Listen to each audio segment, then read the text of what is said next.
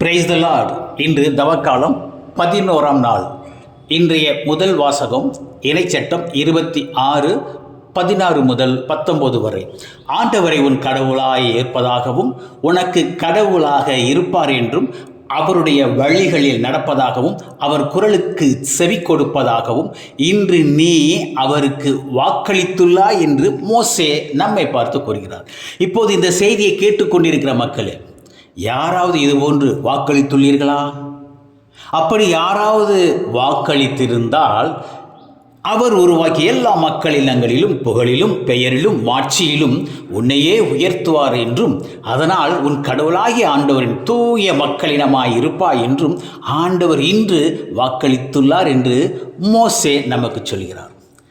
நீங்கள் வாக்களித்தால் கடவுளும் வாக்களிப்பார்.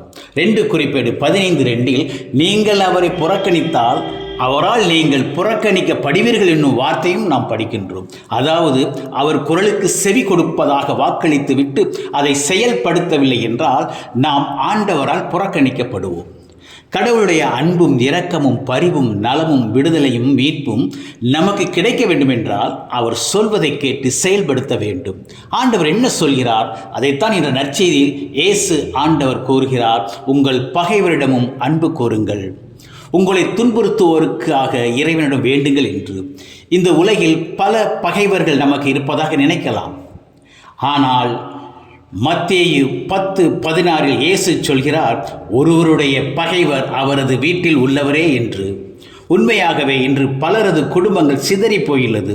பல குடும்பங்களில் கணவன் மனைவி உறவு உள்ளொன்றும் புறம் ஒன்றுமாக இருக்கின்றது. இது ஒரு பகை என்றால் மற்றொரு பகையும் உண்டு. மார்க்கு 12:31 உன் மீது அன்பு கூறுவது போல உனக்கு அடுத்திருப்பவர் மீதும் அன்பு கூறுவாயாக என்று படிக்கின்றோம். முதலில் நம்மை நாமே அன்பு செய்ய வேண்டும், நேசிக்க வேண்டும். தன்னைத்தானே வெறுக்கின்றவர்கள் எண்ணிக்கை இன்று அதிகமாகிக் கொண்டே இருக்கின்றது.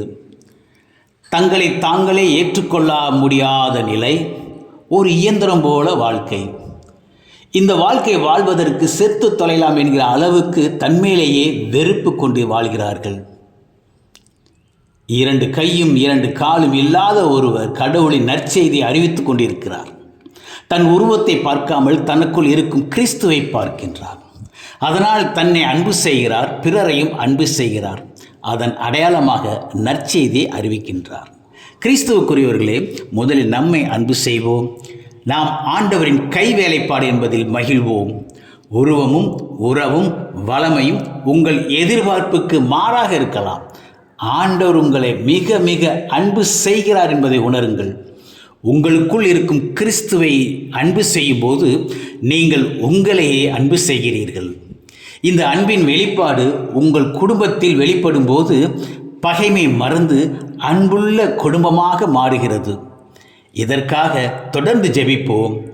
பிறரையும் அன்பு செய்ய நம்மை தயார் செய்வோம்.